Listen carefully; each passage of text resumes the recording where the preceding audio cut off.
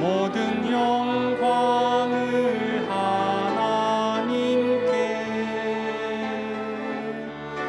온 맘과 뜻 다해 주사모합니다. 모든 영광을 하나님께. 예수님 찬양 받으소서. 예수님 찬양 받으소서. 죄 사했네 우리 위해 성령 주셨네. 예수님 찬양 받으소서. 위로의 성령님이시여, 위로의 성령님이시여, 우리 안에 계셔서 늘 인도하셨네. 위로의 성령님이시여.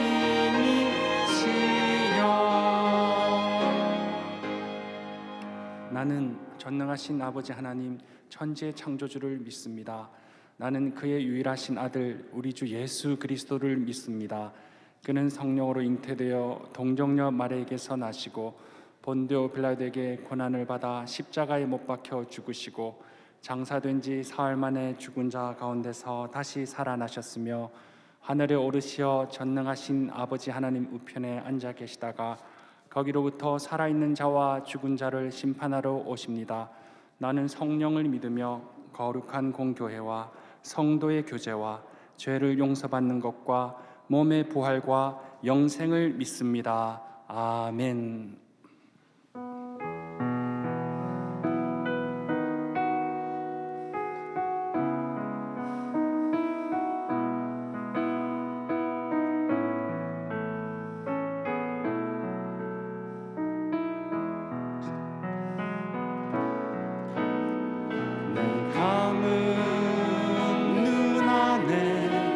이미 들어와 계신 예수님, 나보다 앞서 나를 찾아주시네. 내 뻗은 두 손 위로 자비하심을 내어주시니 언제나 먼저 나를 위로하시네. 내 노래 가운데 함께 즐거워하시는 늘 나의 기쁨이 되시네. 수많은 사람 중에 나를 택해 잡으시고 눈물 거두어 빗살 가루 채우시니 그분은 내 자랑 나의 기쁨 나의 노래 나의 전부 되시네. 내 감은 눈 안에 이미 들어와 계신 예수님, 나보다 앞서 나를 찾아주시네. 내 뻗은 두 손 위로 자비하심을 내어주시니 언제나 먼저 나를 위로하시네.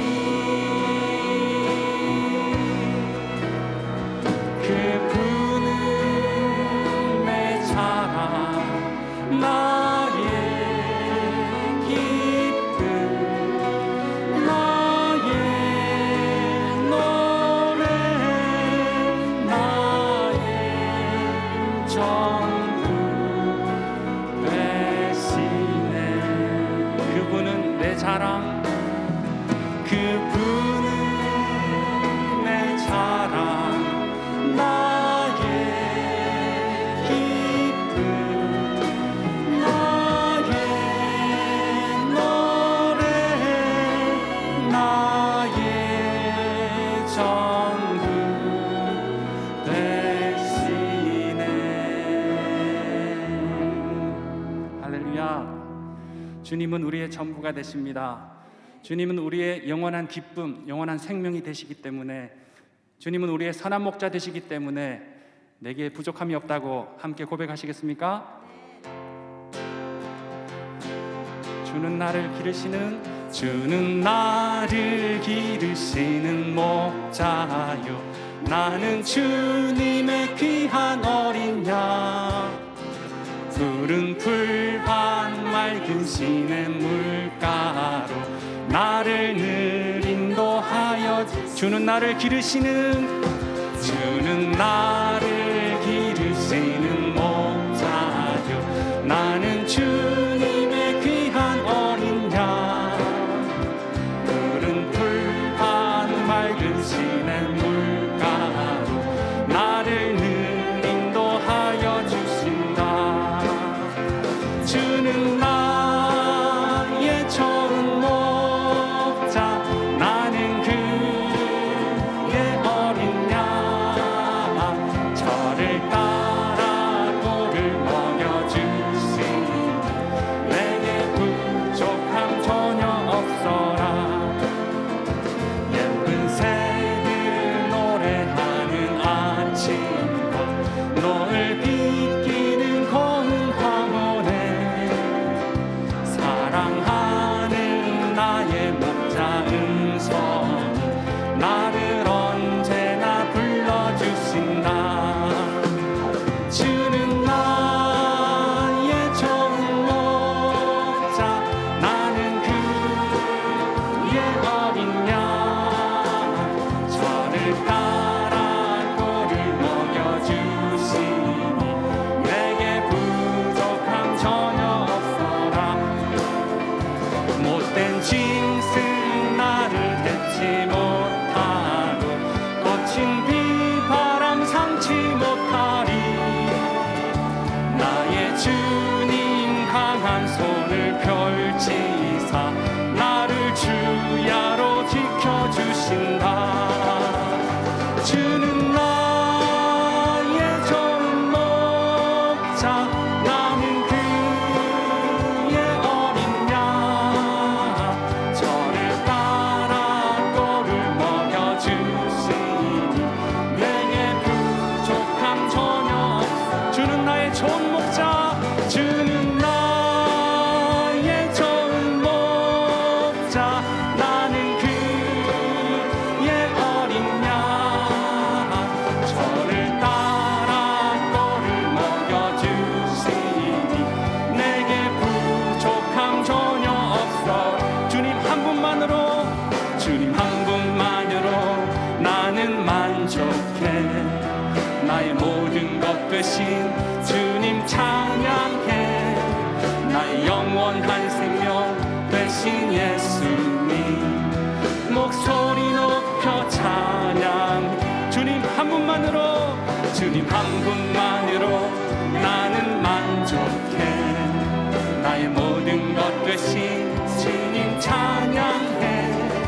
나의 영원한 생명 되신 예수님 목소리 높여 찬양해. 주님의 크신 사랑 찬양해. 나의 힘과 능력이 되신 주, 나의 모든 삶 변화되었네. 크신 주의 사랑 찬양해. 주님 한 분만으로, 주님 한 분만으로 나는 만족해. 나의 모든 것 되신 주님 찬양해. 나의 영원한 생명 되신 예수님 목소리 높여 찬양해. 주님의 크신 사랑 찬양해. 나의 힘과 능력이 되신 주, 나의 모든 삶 변화되었네.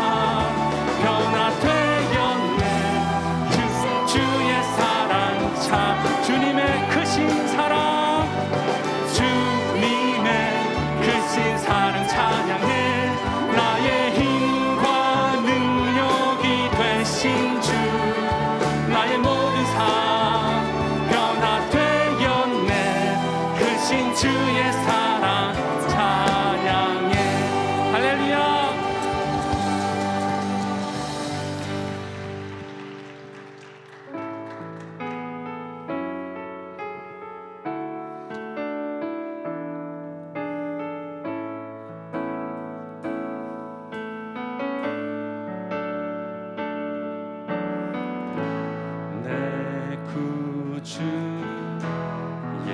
예수님, 주 같은 분은 없네. 내 평생에 찬양하리 놀라운 주의 사랑을.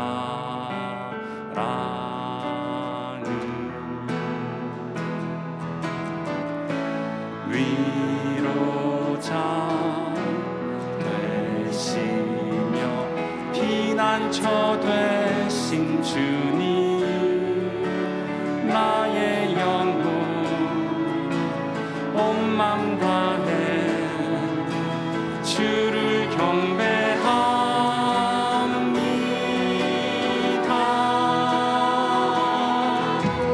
온 땅이여 주님께 외쳐라. 능력과 위엄의 왕 되신 주,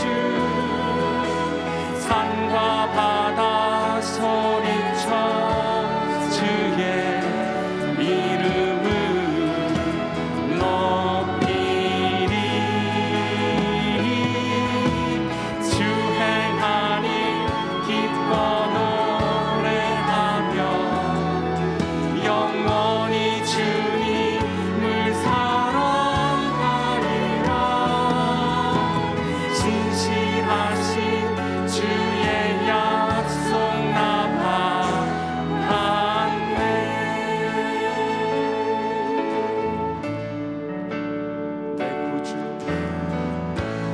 내 구주 예수님, 주 같은 분은 없네.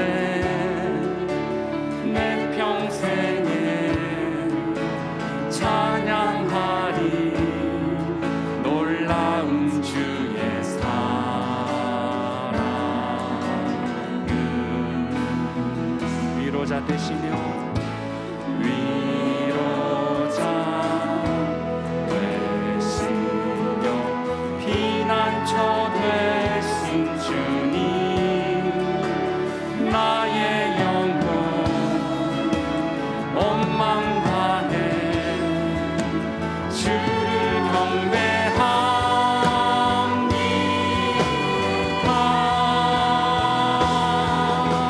온 땅이여 주님께 외쳐라.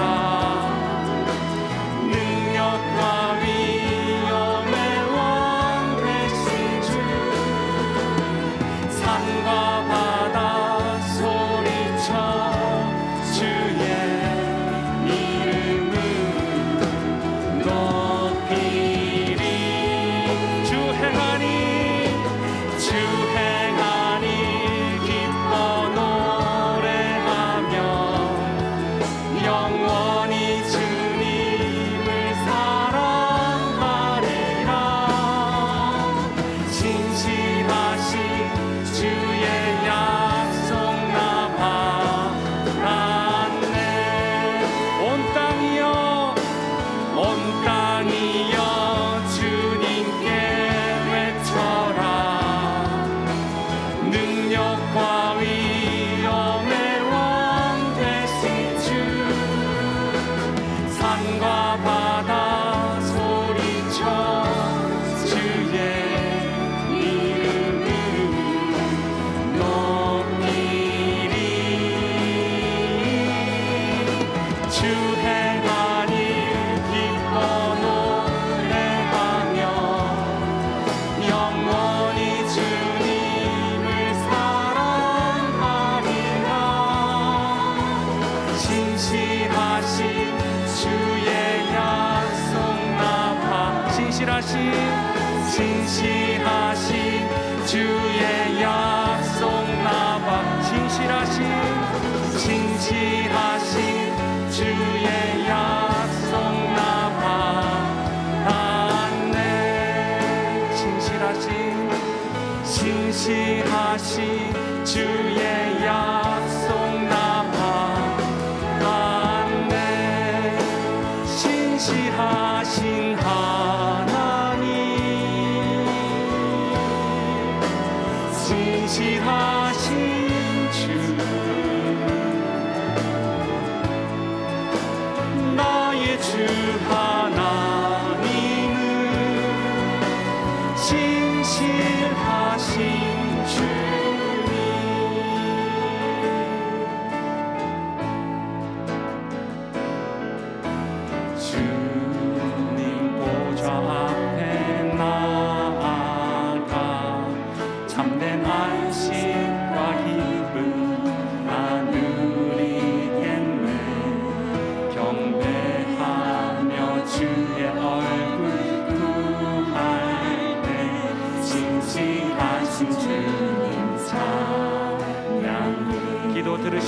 하나님, 기도 들으시는 하나님, 폭풍 속에 내 등불 내 노래시라.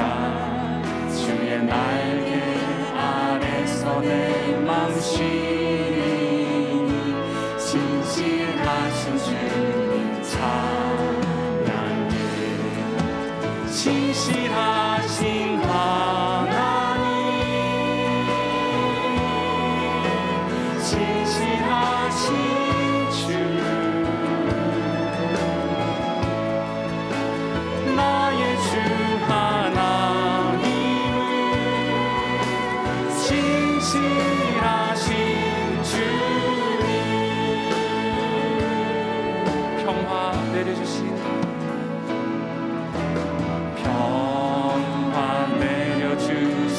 하나님, 나로 고통받는 자를 위로하게 하소서. 나의 평생의 주의 사랑을 전하리. 진실하신 주님 찬양해. 진실하신 하나님, 진실하신 주, 나의 주 하나님은 진실하신 주, 진실하신 하나님, 진실하신 주, 나의 주 하나님은 진실하신 주, 진실하신 하나님, 진실하신 주,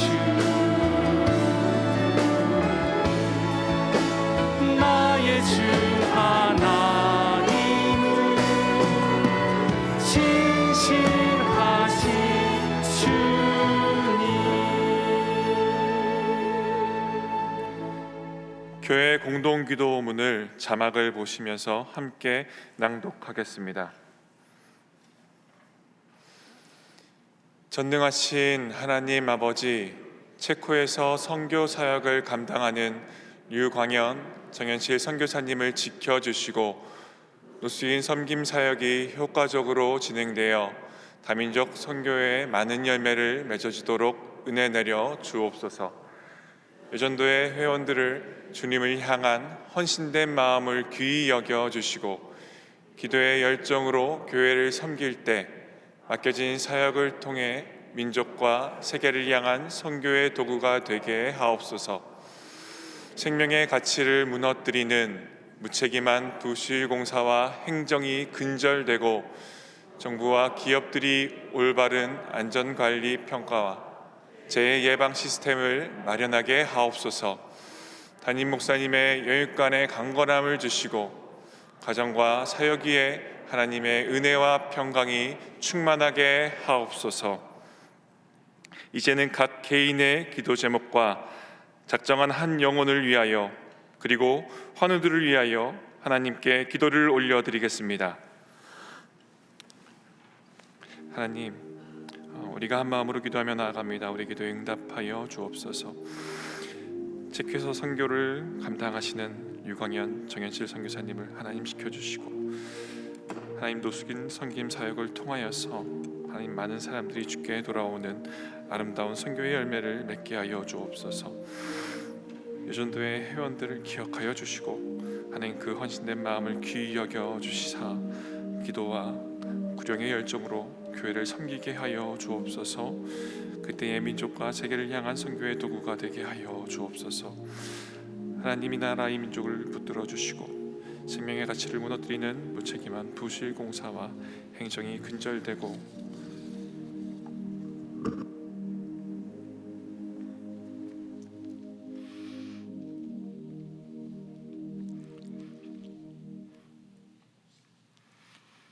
하나님 아버지, 해가 바뀌고 달이 바뀌어도 우리를 향하신 아버지의 그 풍성한 은혜와 변함없는 사랑에 감사드립니다. 거룩하고 복된 주일, 이 시간 온 마음과 정성으로 주를 찬송하며 예배의 자리에 섰사오니 성령님 임재하여 주시고 우리의 모든 찬양과 모든 영광 받아 주시옵소서. 저희들은 주님 앞에 감히 고개를 들 수 없는 자들이오나 예수 그리스도의 십자가 피를 보시고 긍휼과 자비로 지난날의 죄와 허물들을 용서해 주시옵소서. 지금 이 자리에 있는 것, 어리석게도 내 손의 힘과 내 능력으로 이룬 줄 착각하며 살아왔으나 돌아보면 어느 하나 정함없는 이 세상에 주님께서 저희들을 눈동자와 같이 보호하시고 인도하셨기에 지내온 모든 시간들과 누려온 모든 것들이 참으로 주님의 은혜였음을 고백드리며 감사를 드립니다.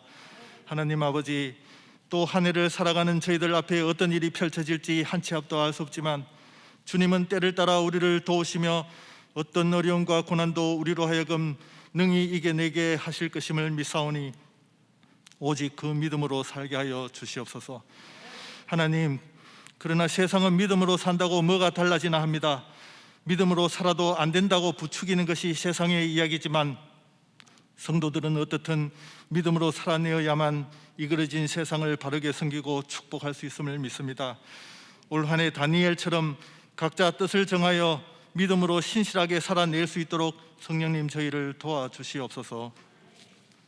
그리하여 그리스도의 인격이 우리 삶 속에 묻어나고 그리스도의 성품을 드러냄으로써 두려움과 탄식과 아픔이 가득한 이 땅에 우리들로 인해 주님의 사랑이 퍼져나갈 수 있기를 간절히 기도드립니다.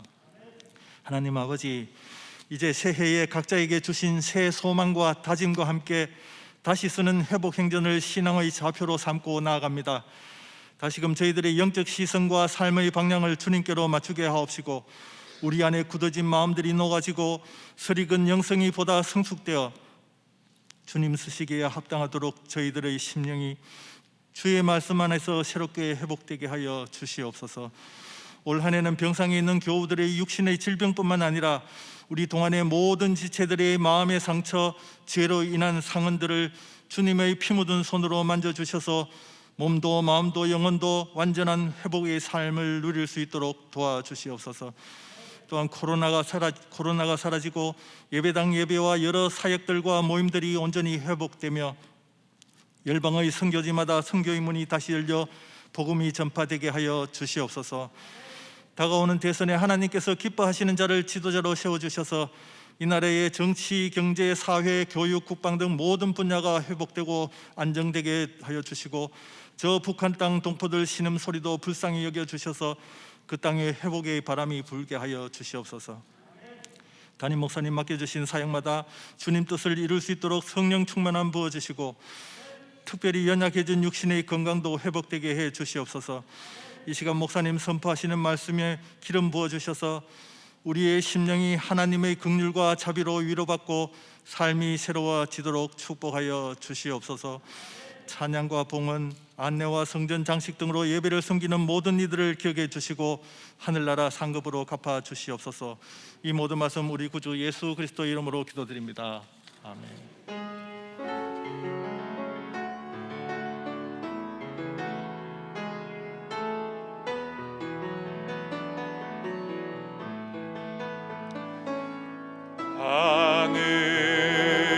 하늘에 계신 아버지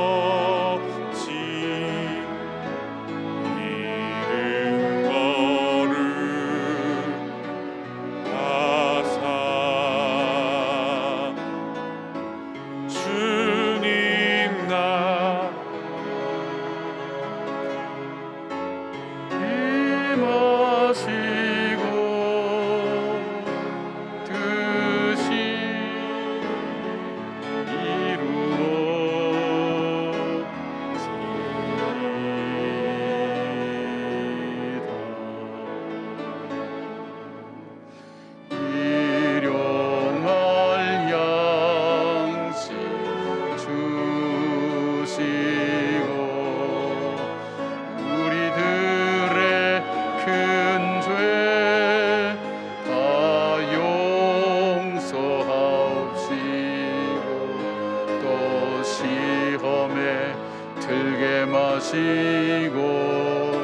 악에서 구원하소서. 대개 주의 나라, 주의 권세, 주의 영광,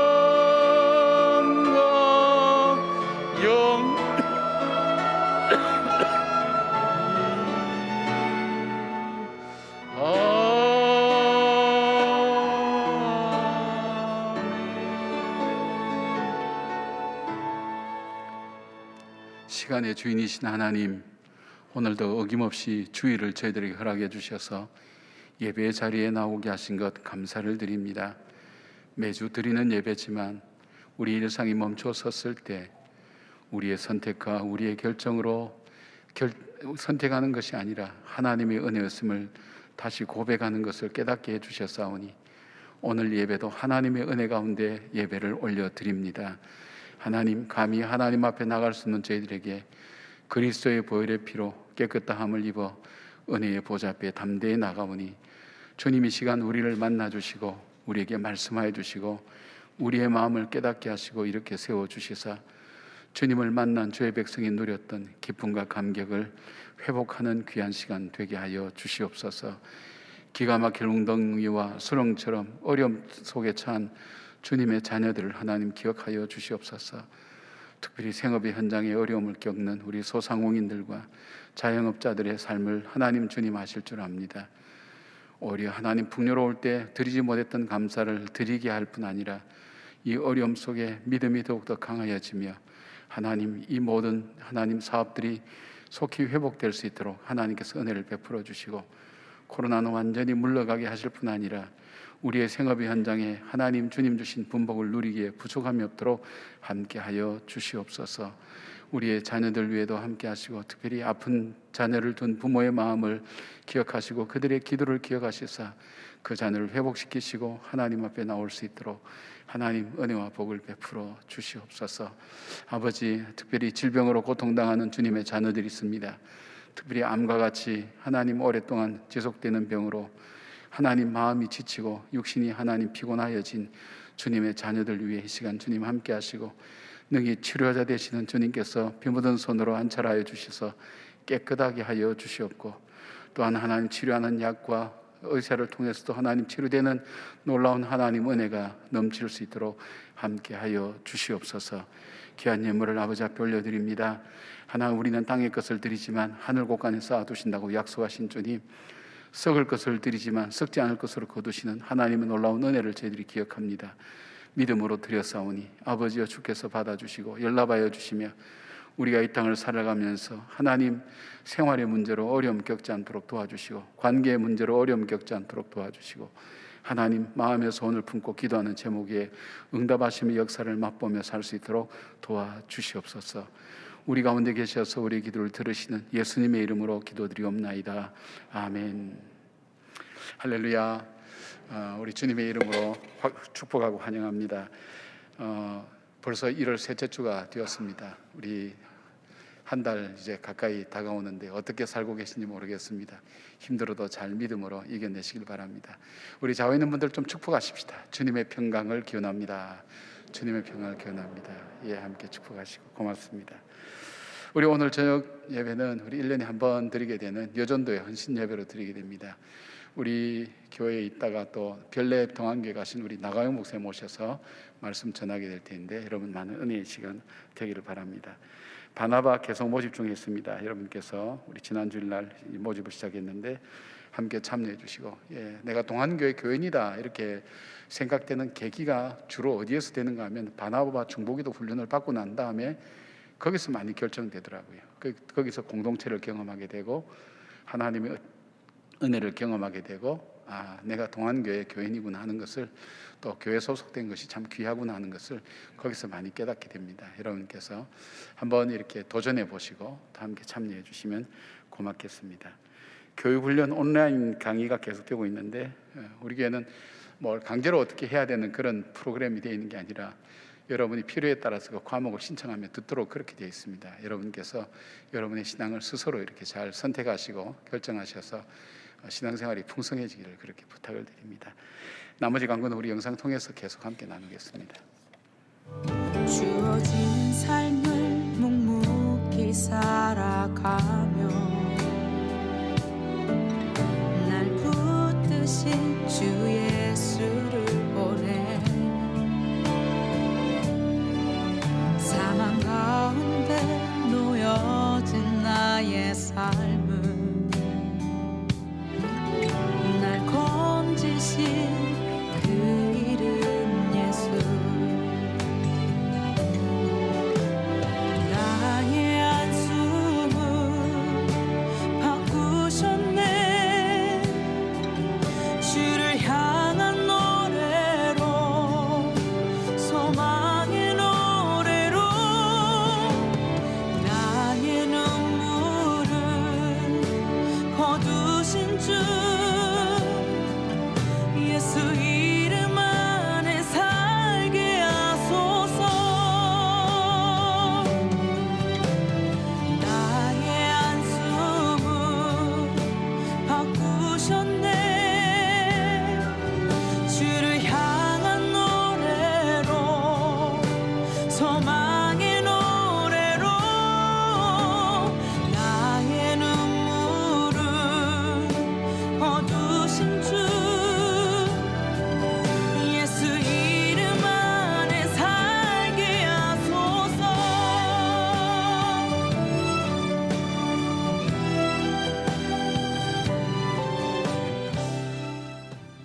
오늘 우리에게 주시는 하나님의 말씀은 출애굽기 2장 23절에서 25절 말씀입니다. 다 함께 일어나셔서 하나님의 말씀을 경청하겠습니다. 여러 해 후에 애굽 왕은 죽었고 이스라엘 자손은 고된 노동으로 말미암아 탄식하며 부르짖으니 그 고된 노동으로 말미암아 부르짖는 소리가 하나님께 상달된지라. 하나님이 그들의 고통 소리를 들으시고 하나님이 아브라함과 이삭과 야곱에게 세운 그의 언약을 기억하사 하나님이 이스라엘 자손을 돌보셨고 하나님이 그들을 기억하셨더라. 이것은 하나님의 말씀입니다. 아멘.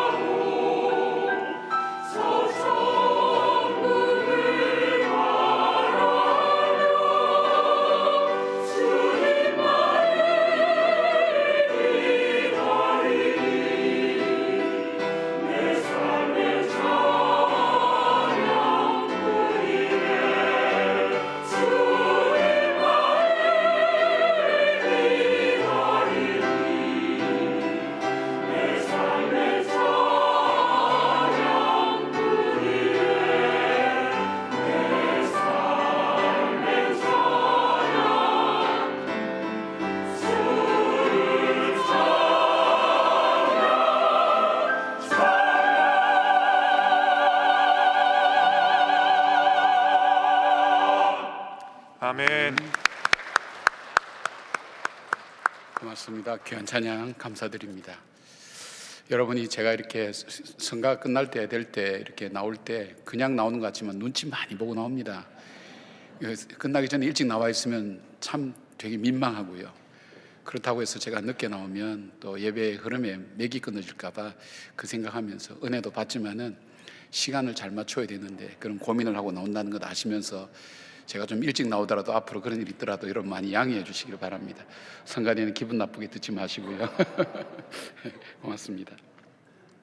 20세기 최고의 정신의학자로 불려지고 죽음 직전에 환자들을 돌아본 호스피스 운동의 선구자였던 이 엘리자베스 키브로 로스 박사가 자기 제자와 함께 자기 생애 마지막으로 남긴 작품이 바로 라이프 레슨스라는 인생 수업이라는 그런 책이었습니다.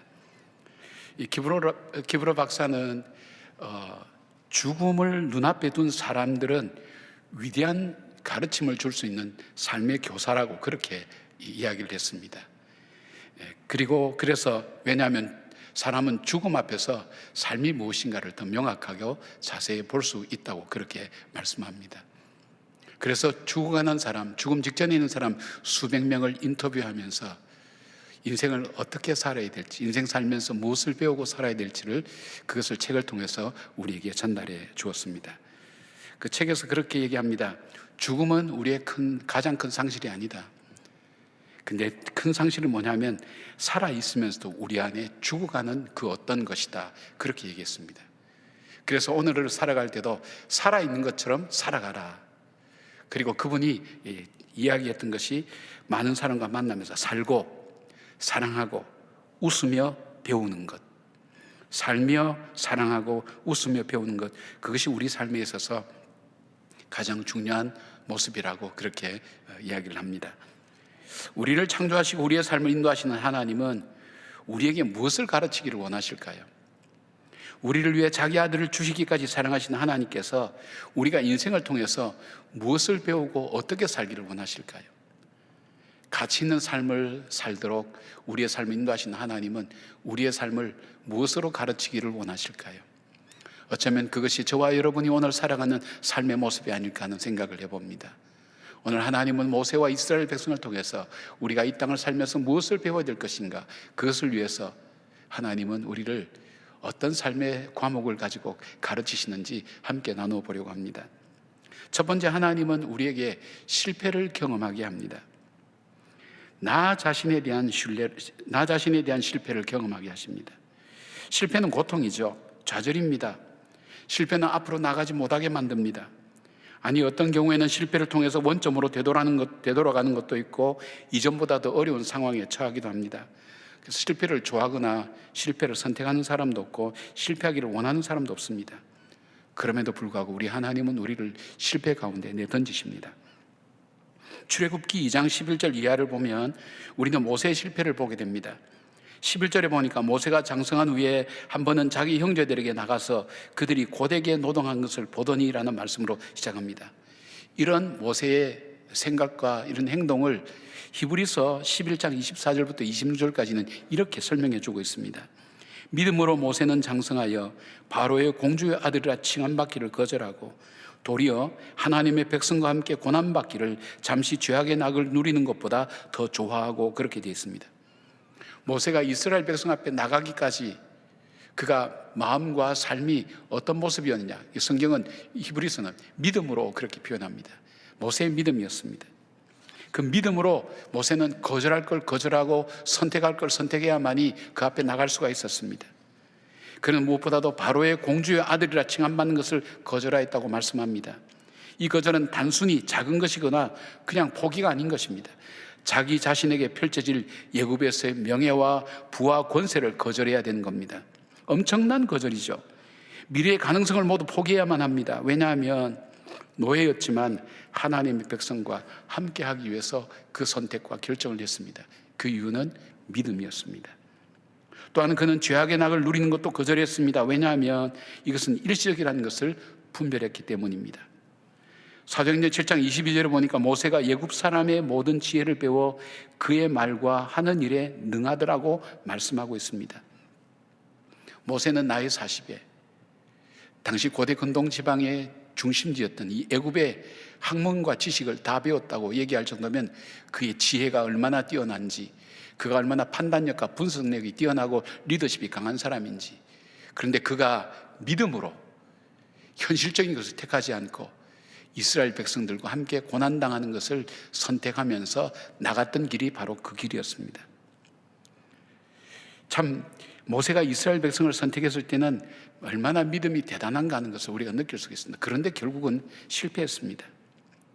거대한 스펙과 믿음의 결단이 자기가 가진 능력으로는 기껏 할 수 있었던 것이 애굽 사람 한 명 때려 죽이는 것밖에 못했습니다. 그것으로 인해서 그는 도망하여서 미대한 광야 생활로 들어가는 실패의 삶의 연속이 이루어지게 된 것을 보게 됩니다. 결국 이스라엘 백성을 돕지 못하고 어려움에 처하게 되었습니다. 큰 결단과 놀라운 믿음으로 결정한 일이 왜 실패했을까요? 하나님께서는 왜 모세에게 실패를 경험하게 하셨을까요? 결론적으로 말씀드리면 하나님은 모세의 의를 깨뜨리시기를 원하셨습니다. 모세가 가진 의는 사람을 죽이는 것밖에는 하지 못했습니다. 모세가 가진 의라는 걸 뭘까요? 우리가 흔히 얘기하면 자기 기준, 인생 기준이라고 볼 수도 있겠고, 능력도 될 수 있겠고, 자랑도 될 수 있겠고, 성공도 될 수 있겠고, 칭찬도 될 수 있고, 하여튼 그 사람을 구성하고 있는, 그 사람 속에 있는 어떤 프라이드라 그럽니까? 그 사람이 가지고 있는 어떤 인생 기준, 얘기하면 그렇게 될 수 있을 겁니다. 자기가 생각하는 모든 지적인 것, 소유 다 합쳐서 자기가 인생을 생각하는 이 모든 자기의 옳다고 생각하는 부분들을 주님은 깨뜨리기를 원하셨습니다. 왜냐하면 이 의야말로 하나님께 불순종하는 데 가장 중요한 요소가 되기 때문입니다. 이스라엘을 구원하기 위해서는 자기 자신의 힘과 능력으로는 안 된다는 것을 깨달아야만 했습니다. 하나님을 의지하지 않고는 이 일을 할 수가 없었습니다. 그러니까 믿음으로 결단했지만 하나님을 의지하지 않고는 인간의 의와 인간의 지혜와 인간의 지식 가지고는 이 일을 할 수 없다는 것을 그가 처절하리만큼 완전히 그걸 포기하기 전까지는 하나님은 그를 사용하실 수가 없었습니다. 실패의 자리로 던지게 됩니다. 그래서 하나님만을 의지하게 만듭니다. 육에 속한 인간의 한계를 주님은 철저하게 모세로 하여금 경험하게 만드는 것입니다. 일에 대한 실패가 아니었습니다. 자신에 대한 실패였습니다. 사건이 조금 더 지나고 나면 모세가 홍해 앞에서의 상황과 사람들의 외침 속에서 패배와 절망의 죽음을 예상할 수 있었지만 그는 이렇게 외칩니다. 뒤에는 애굽의 군대가 죽이려고 다가오고 앞에는 홍해가 가로막혀 있을 때에 사람들이 전부 다 정말 아비규환하면서 우리가 홍해로 돌아가자, 애굽으로 돌아가자, 우리를 여기서 죽게 만드냐, 그들이 정말 정신을 못 차릴 정도로 힘들게 할 때에도 모세는 이렇게 얘기합니다. 출애굽기 14장 13절 모세가 백성에게 이르되 너희는 두려워하지 말고 가만히 있어서 여호와께서 오늘 너희를 위하여 행하신 구원을 보라. 너희가 오늘 본 애굽 사람을 영원히 다시 보지 아니하리라. 이런 선포를 어떻게 할 수 있었을까요? 모세 자신을 봤기 때문에 그럴까요? 자신에게서는 자기가 아무리 애굽의 왕이 되는 리더십 훈련을 받고 학문에 통달해도 이 상황을 벗어날 수는 없었을 겁니다. 환경일까요? 환경은 홍해가 가로막혀 있습니다. 인간의 힘으로는 열어갈 수가 없습니다. 애국 군대입니까? 오다가 그들이 뭔가 문제가 생겼습니까? 아니면 자기와 함께한 이스라엘 백성이 능히 이 어려움을 극복할 수 있다고 생각했습니까? 아무것도 그에게는 희망이라는 것은 조금도 찾아볼 수 없었습니다. 그런데 이 선포를 할 수 있었던 이유가 뭘까요? 그는 실패를 통해서 자신을 의지하지 않고 환경을 의지하지 않고 하나님을 의지했고 그 하나님이 행하시는 일, 그 일 앞에 이스라엘 백성들이 어떻게 응답하고 반응해야 될지에 대해서 그는 이스라엘 백성들에게 이야기합니다. 가만히 있어서 하나님께서 어떻게 하시는지 우리가 함께 보자. 두려워하지 말라. 누가 감히 우리가 당하는 어려움 앞에서 두려워하지 말라고 얘기할 사람이 누가 있겠습니까? 여러분의 문제 앞에 이 세상에서 가장 큰 문제는 자기 문제인데 자기 문제 때문에 두려워하고 무서워하는 사람에게 누가 감히 나타나서 두려워하지 마라, 염려하지 마라 그렇게 얘기한다고 그게 될까요? 그렇게 얘기할 수 있는 사람은 어떤 사람일까요? 자기의 삶을 통해서 인간의 힘으로는 할 수 있는 것이 아무것도 없다는 것, 좀 과장해서 아무것도 할 수 없다는 것, 위로 하나님께서 주시지 아니하면 이 모든 것이 가능할 수 없다고 믿는 그 믿음이 있을 때 우리는 이런 선포를 할 수가 있는 것입니다. 모세는 실패 후에 그 깨달음을 통해서 알게 된 믿음이었습니다. 마찬가지입니다. 구원이 하나님께 있지 않음을 알았던 모세는 오늘 이 상황 속에서도 하나님께서 구원의 길을 열어가신다는 확신과 믿음을 가지고 선포할 수 있는 겁니다. 오늘 우리의 구원도 우리의 힘과 우리의 의지로 되어지지 않았습니다. 우리의 의로 우리는 구원받지 않았습니다. 우리는 내가 다른 사람들보다 좀 판단력이 정확하고 좀 이타적이기도 하고 사람들의 존경과 사랑도 받고 지혜도 있고 지식도 있고 그리고 나름대로 성공한 사람이라고 생각할 수 있지만 성경은 우리의 본질을 향해서 말합니다. 너희는 본질상 진노의 자녀라고. 허물과 죄로 이미 죽었다. 쉽게 말하면 50보 100보라는 거예요. 사람에게서는 별 차이가 없다는 거예요. 조금 괜찮아 보여도 그 본질은 죽음이라는 겁니다. 본질은 죄인이라는 것입니다. 그것이 성경이 보는 저와 여러분의 모습입니다. 우리에게는 구원이 없었습니다. 우리에게는 소망이 없었습니다.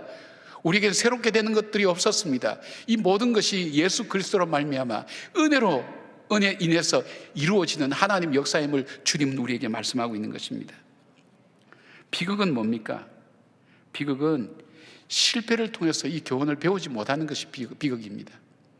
내가 믿음으로 행했는데, 내가 정말 양심적으로 행했는데, 내가 바로 행했는데 그래도 불구하고 내 삶이 되어지지 않을 때 여러분이 그 실패의 파편에 앉아서 좌절하고 절망하고 원망할 것이 아니라 주의 음성을 듣기 위해서 귀를 기울이셔야 됩니다.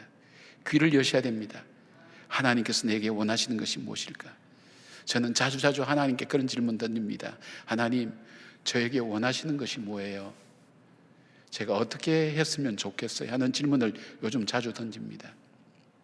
저의 삶 속에 인생의 마지막까지 하나님께서 제 삶을 인도해 주시고 지금까지 걸어온 것이 제 힘이 아니라 하나님의 은혜였음을 고백하는 그 마음을 부인할 수가 없습니다. 그 고백을 안고 하나님 앞에 그렇게 고백할 때가 많습니다. 주님, 지금까지 인도해 주신 것처럼 저의 남은 생애에도 하나님께서 인도해 주시기를 원합니다. 위로 하늘로부터 주시지 아니하면 가능한 것이 없음을 믿습니다. 오늘 내 삶의 이 모든 환경도 하나님께서 주신 것을 내가 믿습니다. 하나님 감사합니다. 그때서야 비로소 감사가 끝에 나오게 되더라고요. 여러분, 이 실패를 통해서 하나님의 음성을 듣기를 축복합니다. 구원은 우리에게 있는 것이 아니라 하나님께 있음을 온전히 깨닫고 인정하는 사람. 모세는 실패를 통해서 하나님만 의지하게 됩니다. 거기에서 참된 자기 모습을 발견하게 됩니다.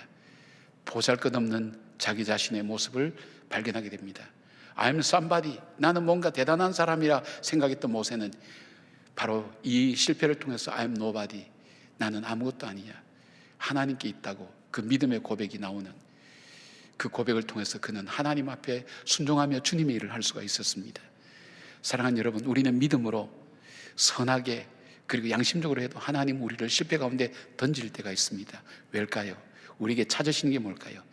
내가 생각한 의, 내가 옳다고 여기는 이것이 내려놓아지고 하나님, 이것마저도 하나님께서 주시지 않으면 할 수 없습니다는 그 고백의 그 하나님을 향한 마음들이 중심이 들여지기 전까지 하나님 우리에게 그 어려움 속에 두신다는 것을 기억하시고, 여러분 실패 가운데 좌절하지 않고 오히려 주님의 음성을 듣고 실패를 통해서 모세처럼 고난의 현장 가운데, 절망의 현장 가운데 우뚝 서서 두려워하지 말라고, 하나님이 어떻게 행하시니 보자고 외칠 수 있고 사람들에게 권면하고 권고할 수 있는 믿음의 장부가 되시기를 주님의 이름으로 축복합니다.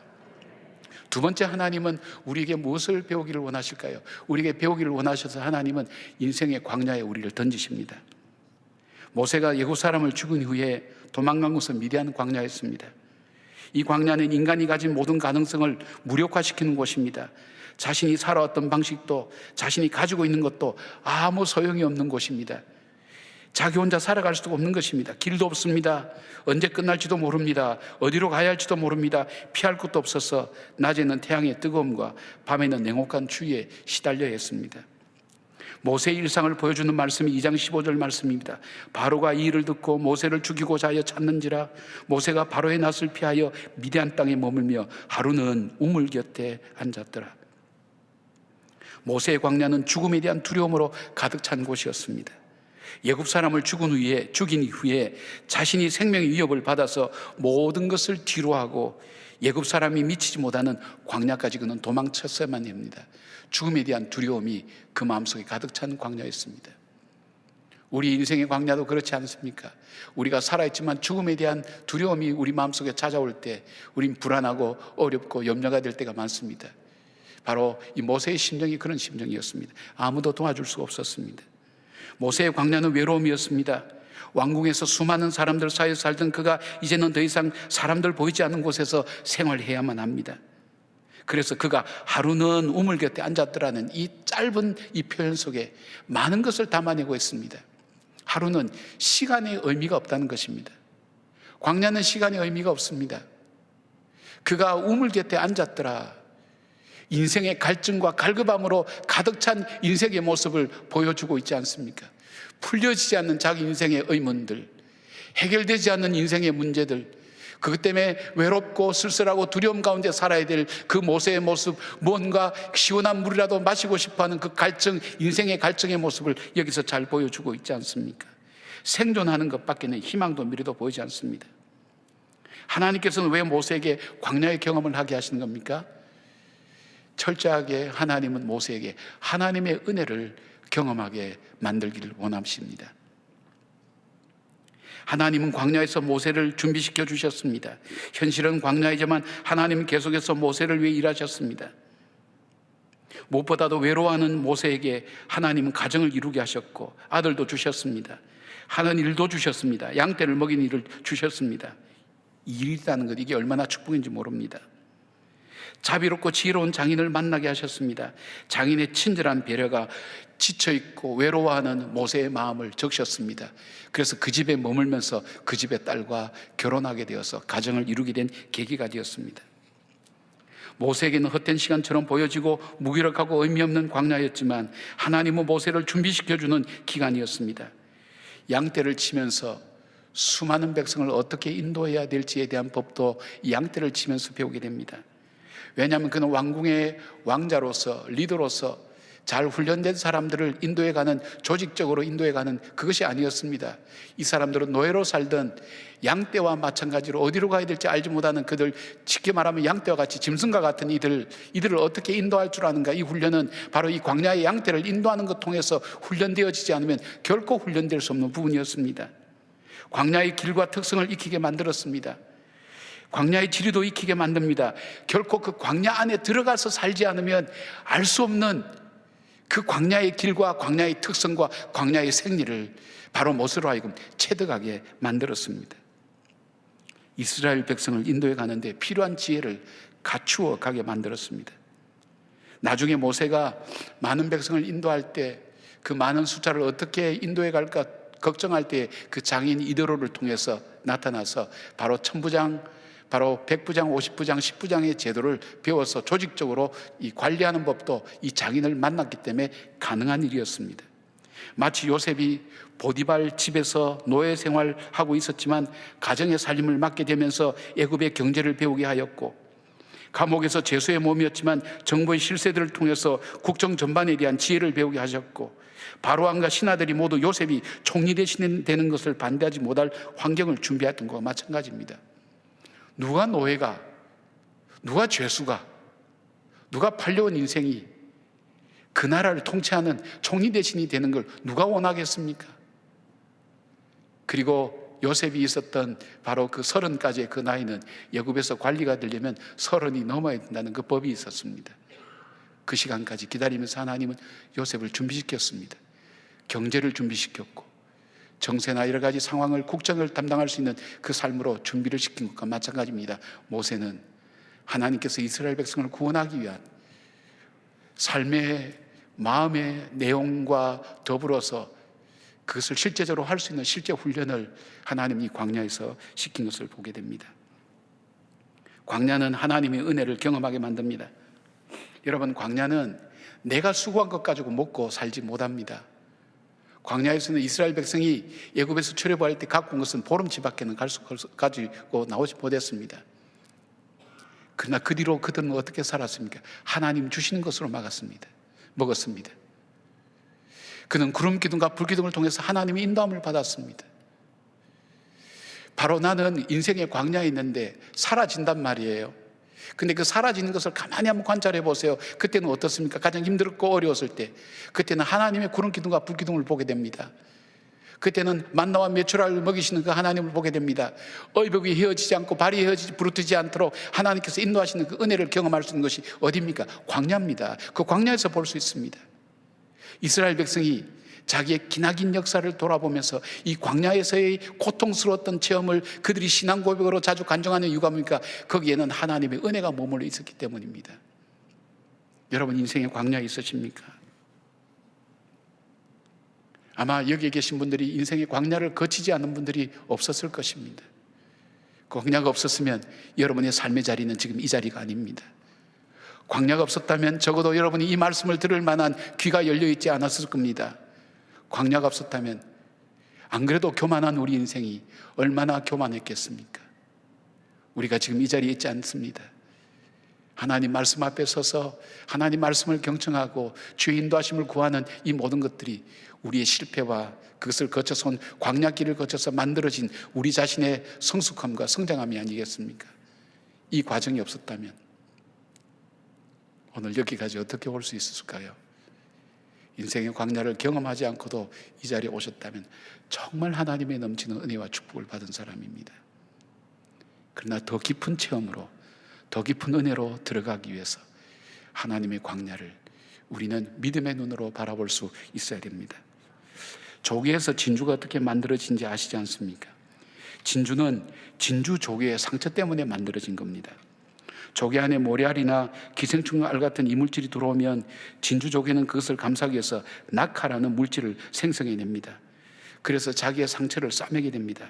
이것이 흘러가면 영롱한 아름다운 진주를 만들어낸다고 합니다. 고통의 씨앗에 낙하라는 물질로 이물질을 감싸면서 진주도 만들어집니다. 이물질은 조개를 상처를 주지만 모든 조개가 다 진주를 만드는 것은 아닙니다. 이 상처를 그대로 두면 결국 조개는 이 상처 때문에 썩게 된다는 것입니다. 죽게 된다는 것입니다. 그러나 이 상처가 있기 때문에 낙하라는 물질을 계속해서 분비합니다. 그 과정이 얼마나 고통스럽겠습니까? 그러나 그 과정이 쌓여가면 쌓여갈수록 영롱한 진주의 빛과 큰 진주들이 만들어진다는 것입니다. 모세의 보석과 같은 신앙과 리더십이 실패와 더불어서 바로 이 광야에서 만들어진 하나님의 역사가 아니겠습니까? 인생의 광야를 지내고 계십니까?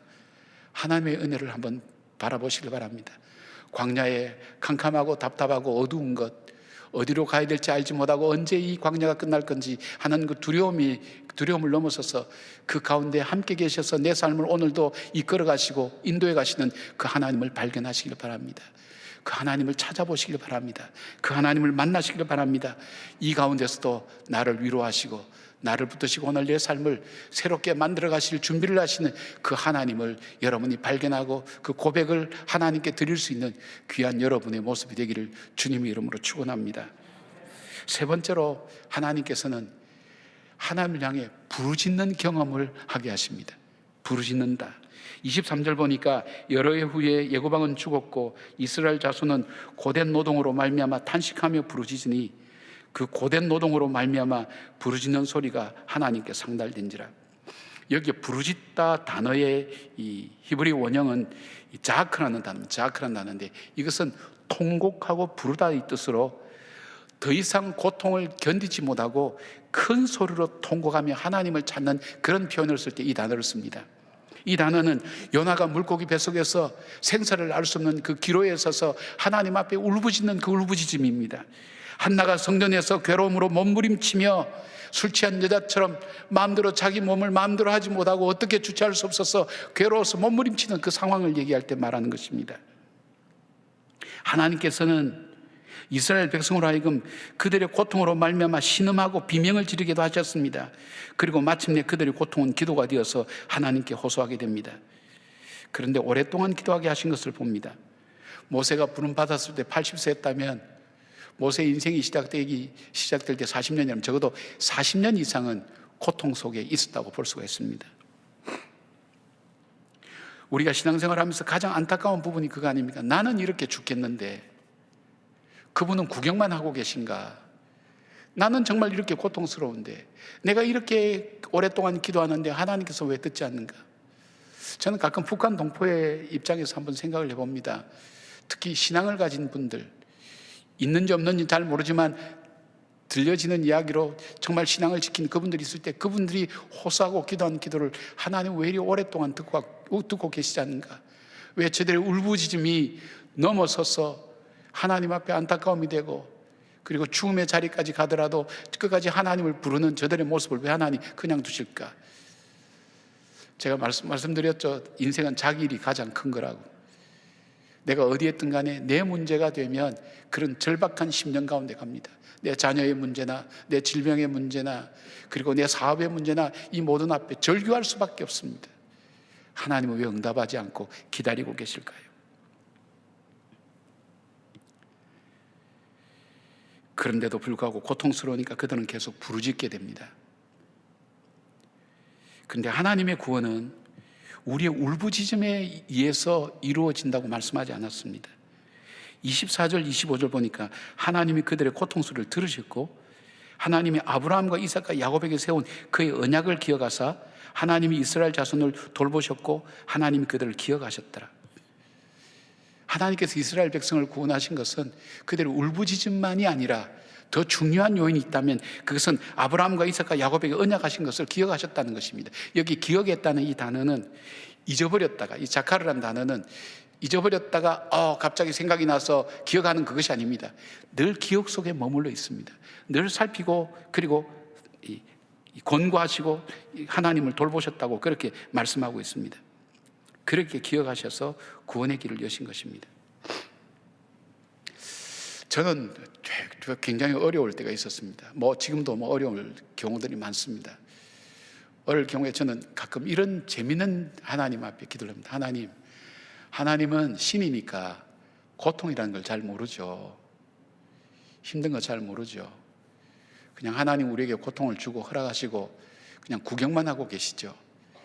내 이 답답한 심정은 아무도 모르는데, 이 안타깝고 죽고 싶은 심정도 아무도 모르는데 하나님 그냥 듣고만 계세요.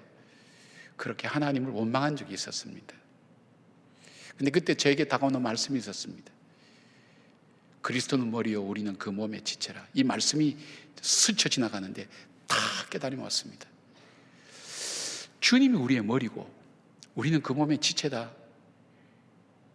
내가 아프다고 그럴 때 이 사실 다 연결됐잖아요. 입에서 아야 하잖아요. 머리에서 아야 하지 않습니까? 내가 아파할 때 하나님 구경만 하는 분이 아니구나. 나와 같이 아파하시는구나. 나의 아픔에 그분이 같이 함께 하시는구나. 여러분 그것을 깨달을 때 얼마나 마음에 자유함이 많은지 모릅니다. 하나님이 내 안타까움을 알고 계시지, 보고 계시지. 근데 나를 사랑해서 자기 아들까지 죽이신 분이 아직도 기다리시는 거 보면 뭔가 이유가 있을 거예요. 내가 알지 못하는 전능하신 그 하나님만이 알고 계시는, 전지전능한 하나님만이 알고 계시는 뭔가 있을 거야. 나를 위해서 자기 아들을 죽였는데, 나와의 약속을 지키기 위해서 자기 아들까지 죽이신 분이 나를 이대로 내버려둘 리는 없어. 뭔가 하나님의 뜻이 있을 거야. 인내하게 되고 기다리게 됩니다. 그러면서 제 마음속에 다가오는 것이 뭐냐면, 이 모든 것이 하나님의 절대 주권에 달려있구나. 하나님이 하셔야 되는구나. 내가 울부짖는다고 하는 것도 아니고 내가 웃고 있다고 하는 것도 아니라 하나님이 하셔야 되는구나. 이 모든 것의 결정은 하나님 손에 있구나. 이것이 뭡니까? 하나님의 절대 주권입니다.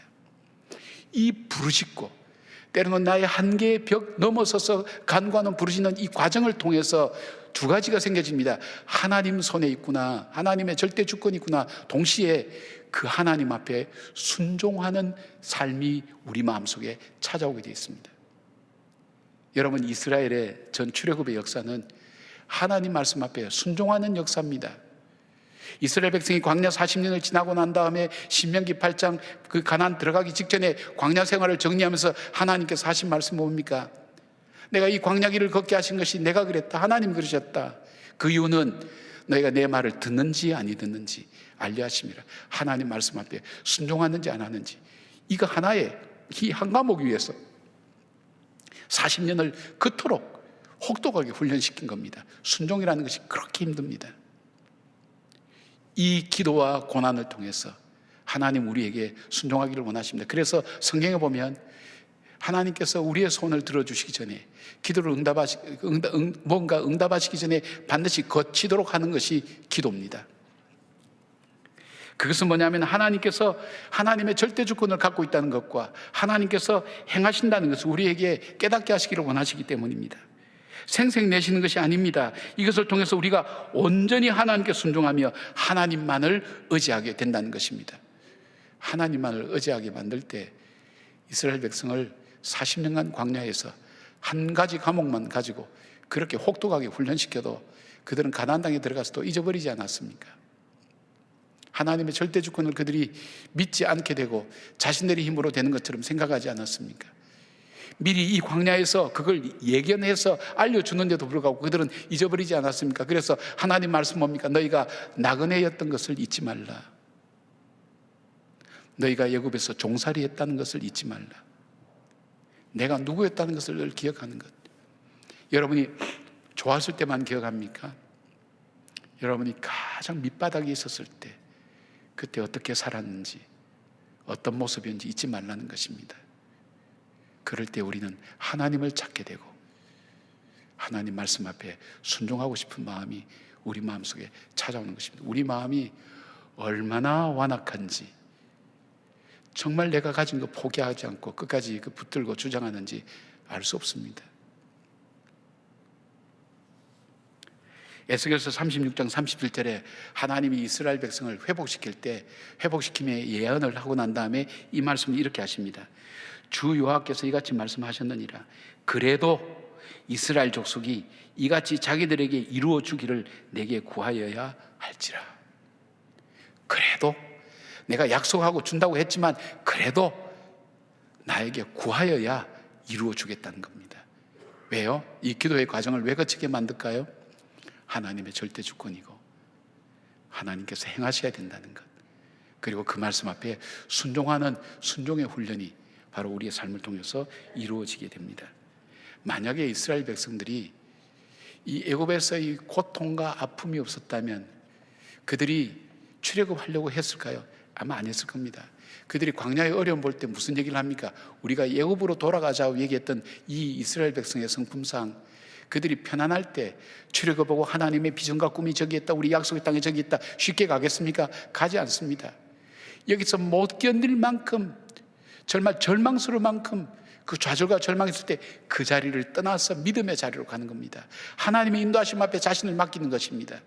그것이 우리 인생의 여정에서 하나님 말씀이 보여주는 능력입니다. 여러분, 우리들도 마찬가지입니다. 우리에게 기도할 제목이나 고통스러운 부르짖음이 없다면 하나님 말씀에 귀를 기울이겠습니까? 기도하지도 않지 않습니까? 기도했다가도 그것이 이루어지면 쉽게 기도는 잊어버리고 하나님 말씀에 귀를 기울이는 것도 어느새 잊어버립니다. 그래서 하나님은 어떤 경우에 우리에게 오랫동안 기도하시기도 합니다. 우리로 하여금 하나님께서 주신 뜻과 은혜를 깨닫게 되고 순종하기까지 오랫동안 주님은 문제를 붙들고 계신 것입니다. 이스라엘은 고통 중에 하나님께 기도했습니다. 이런 과정을 통해서 순종하는 이스라엘 백성, 하나님의 비전과 꿈을 하나님이 언약하신 것을 이루시기를 도구로 쓰임받을 만한 자격 있는 백성으로 하나님께서 이스라엘 백성을 만들어 가신 것을 보게 됩니다. 모소대나무라고 하는 것은 중국의 극동지방에서만 자라는 희귀한 대나무라고 합니다. 일명 모죽이라고 불리는 이 대나무는 땅이 척박하든 기름지든 간에 아무리 물을 많이 주고 가꾸어도 4년이 지날 때까지는 이 사진에 보는 것처럼 3cm 정도밖에 자라지 못한다고 합니다. 그런데 5년째 되는 날부터 손가락만 하던 죽순이 주성장인 4월에 이르게 되면 하루에 무려 30cm씩 쑥쑥 자라고 폭발적으로 성장한다고 합니다. 6주 만에 이 대나무는 15m까지 자라게 된다는 것입니다. 지금 여러분이 보시는 왼쪽에 있는 그 숲을 이룬 저것이 15m 이상 자란 대나무 숲입니다. 4년까지는 아무것도 보이지 않다가 5년째 됐어요. 그래서 학자들이 연구를 했습니다. 봤더니 이 하늘로 뻗어가는 게 아니라, 나타난 게 아니라 그동안에 밑에서 뿌리가 수십 메다씩 옆으로 뻗어가고 밑으로 뻗어간다는 것입니다. 그리고 그것이 다 찬 다음 성장기가 될 때는 영양분과 수분이 거기서 공급되니까 쑥쑥 자란다는 것입니다. 하나님의 은혜 가운데 살아가는 우리의 삶도 마찬가지입니다. 눈에 보이는 것이 없다 할지라도 언제까지나 광야 생활을 계속하는 것처럼 이렇게 고달프고 지친 인생 문제와 문제 속에서 살아간다 할지라도 내 뜻과 내 마음대로 되지 않는 일로 인해서 내 마음에 지침이 있고 피곤이 온다 할지라도 그것이 거기서 끝나는 것이 아니라 그때도 주님은 일하고 계신다는 것입니다. 주님이 그때도 역사하고 계신다는 것입니다. 그것이 드러나는 날 하나님의 역사를 우리가 함께 고백할 수 있는 것을 봅니다. 사랑하는 여러분, 우리는 살면서 배워야 될 것이 얼마나 많은지 알 수 없습니다. 하나님 우리에게 배워야 될 것을 배우기 위하여, 배우지 말아야 될 것을 배우지 않도록 하기 위해서 우리를 실패 가운데 던지기도 하십니다. 인생의 광야 가운데 몰아넣기도 하십니다. 우리를 고통스럽게 부르짖게도 만드십니다. 그 과정을 통해서 우리를 만들어 가시는 겁니다. 우리의 삶을 만들어 가게 하고 우리를 통해서 많은 사람에게 거룩한 영향력을 나타내는 복의 백성으로 살아가도록 우리를 오늘도 세워가시는 것입니다. 그 여행에 우리는 함께 만난 나그네들입니다. 주님이 인도하시는 그 여행에 함께 동력자 된 우리 서로가 도와주고 격려하고 사랑하며 주님의 희망의 말씀, 소망의 말씀을 서로 나누고 말씀 속에 있는 권능과 역사심을 함께 증거하는 여러분의 삶이 될 때에 우리를 통해서 우리를 이 땅에 보내셔서 우리를 통해 이루기를 원하시는 하나님 뜻을 이루어드리다가 하나님 나라로 가는 인생의 수업을 마치고 인생의 여행을 마치고 하나님 나라로 돌아가는 우리 모두가 되기를 주의 이름으로 간절히 축복합니다. 아멘. 기도하겠습니다. 아버지 하나님, 우리의 인생 수업이 고달프고 지치고 힘들 때도 많지만 오히려 그것 때문에 배워서는 안 될 것을 배우지 않게 하시고 또 배워야 될 것을 배우게 하는 은혜와 능력을 베풀어 주셨습니다.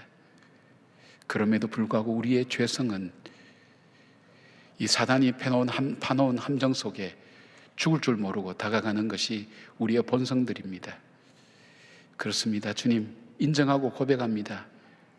우리의 본성은 본질상 하나님 진노의 자식입니다. 허물과 죄로 죽었습니다.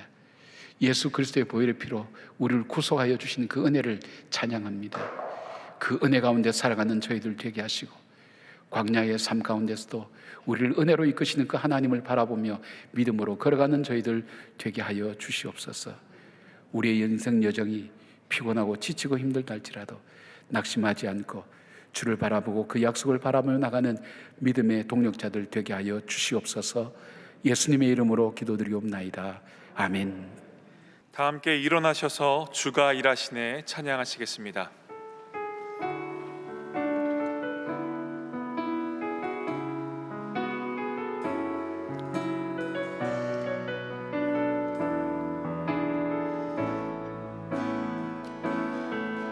날이 저물어 갈 때 빈들에서 걸을 때 그때가 하나님의 때 내 입으로 안 될 때 빈손으로 걸을 때 내가 고백해 여호와 이래 주가 일하시네 주가 일하시네 주께 아끼지 않는 자에게 주가 일하시네 주가 일하시네 신뢰하며 걷는 자에게 우리 모인 이곳에 주님 함께 계시네 눈이 내 아버지 은혜 적은 떡과 물고기 내 모든 걸 드릴 때 모두 고백해 여호와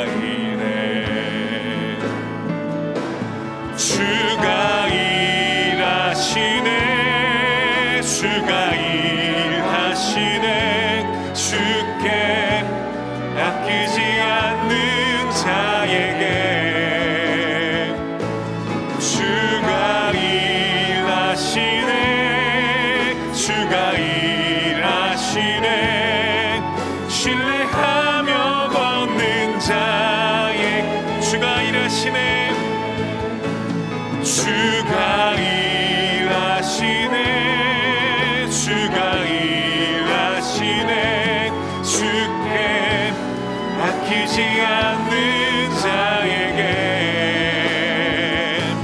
주가 일하시네 주가 일하시네 신뢰하며 걷는 자에게.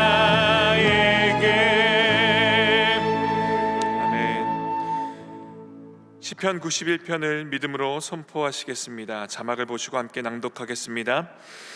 지존자의 은밀한 곳에 거주하며 전능자의 그늘 아래에 사는 자여, 나는 여호와를 향하여 말하기를 그는 나의 피난처요 나의 요새요 내가 의뢰하는 하나님이라 하리니, 이는 그가 너를 새 사냥꾼의 올무에서와 신만 전염병에서 건지실 것이미로다.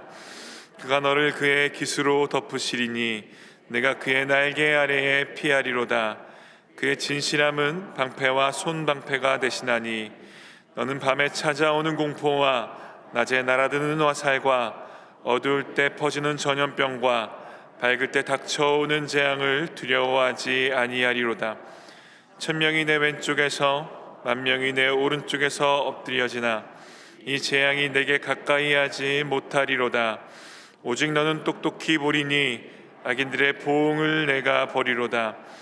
내가 말하기를 여호와는 나의 피난처시라 하고 지존자를 너의 거처로 삼았으므로 화가 내게 미치지 못하며 재앙이 내 장막에 가까이 오지 못하리니, 그가 너를 위하여 그의 천사들을 명령하사 내 모든 길에서 너를 지키게 하심이라.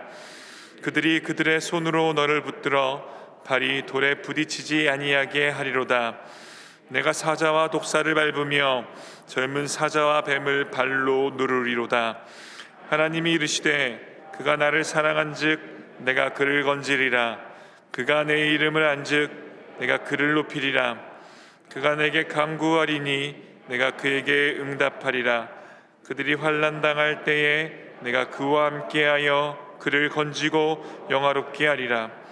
내가 그를 장수하게 함으로 그를 만족하게 하며 나의 구원을 그에게 보이리라 하시도다. 아멘. 이제는 우리 주 예수 그리스도의 은혜와 우리 하나님의 사랑과 성령님의 위로하심이 실패와 광야와 고통으로 부르짖을 수밖에 없는 상황 속에서도 하나님의 절대 주권을 믿고 생사화복이 하나님께 있음을 믿으며 기도하기를 쉬지 않고 여전히 보고 계신 그 주님을 신뢰하며 담대하게 믿음으로 걸어가기로 다짐하는 주의 모든 백성들, 그 삶 가운데 관계된 일들과 사람들 가운데 이 나라와 이 민족 가운데 전 세계로 흩어진 우리 선교사님들 위해 지금으로부터 영원까지 함께 하시기를 간절히 축원하옵나이다. 아멘.